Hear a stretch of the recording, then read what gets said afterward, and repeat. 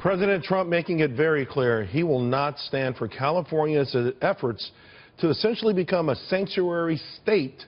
But there are signs, clear signs, that powerful voices from California to New York will fight the president at every turn. And now, these cities are among the many considering going sanctuary. Durham, New Hampshire, Portsmouth, New Hampshire, Oak Park, Illinois, Salem, Massachusetts, Phoenix, Arizona, Pittsburgh, Pennsylvania. Back to discuss Tammy Bruce and Steve Cortes. Tammy, what the heck is going on there? I mean, you've got over 300 sanctuary cities. California wants to be a sanctuary state, and now you've got these great American cities saying, yeah, we want to do it too. Look, you have to consider this Trump derangement syndrome continues. There's very little that local municipalities, liberal mayors, liberal enclaves can do, and maybe this is their effort at pushing back. But the fact of the matter is, of course, this is a liberal dynamic, and for some they think maybe an economic benefit or a dynamic. The problem is liberals are always wrong. This is why we see stupid moves like this, and I think that it's what we should expect. It's exactly why President Trump is the president, is because we've got to be able to face this down and have a national attitude that's really more about following the law, respecting federal law, the fact that these kinds of applications affect all of us.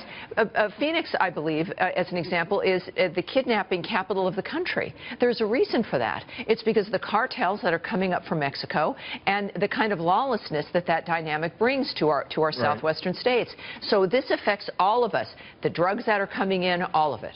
But so, Steve, President Trump has already talked about withholding federal funds. I'm not sure what else he can do, but that's a biggie, of course, particularly for some of these smaller towns. And yet, the belligerence, from the de Blasios of the world and these other cities that want to get on board continues. Right. No, and you know what, Charles, too, I think Tammy's exactly right, by the way. The victims primarily, here's part of the irony of this, and I say this as a Latino who lives in a sanctuary city. By the way, I hate the term, because sanctuary for whom? It's not sanctuary for victims, not for the cops who have to deal with criminals who hide in open sight. It's sanctuary for people who committed a crime coming here illegally and then compounded it over and over again, knowing that the red carpet is there. Charles, you don't belong here in the first place. On top of that, you commit a crime. You need to be gone yesterday. And most of the victims, ironically, are Hispanics, are immigrants, right? So, when they want to get on their high horse, people like de Blasio, people like Rahm Emanuel here, it is so just wrong-headed. And you know what it reminds me of a lot? Not that I remember this, but in the history books, the 1950s and 1960s, when Southern politicians tried to utterly ignore federal civil rights laws. Why? Because they had a personal agenda in the South, and they ignored them and flouted them. In the end, the federal statutes stood. I think similarly, we're going to see Donald Trump stand up for the civil rights of legal immigrants and of the regular citizens, legal citizens of the United States who deserve protection from known criminals who are hiding in plain sight.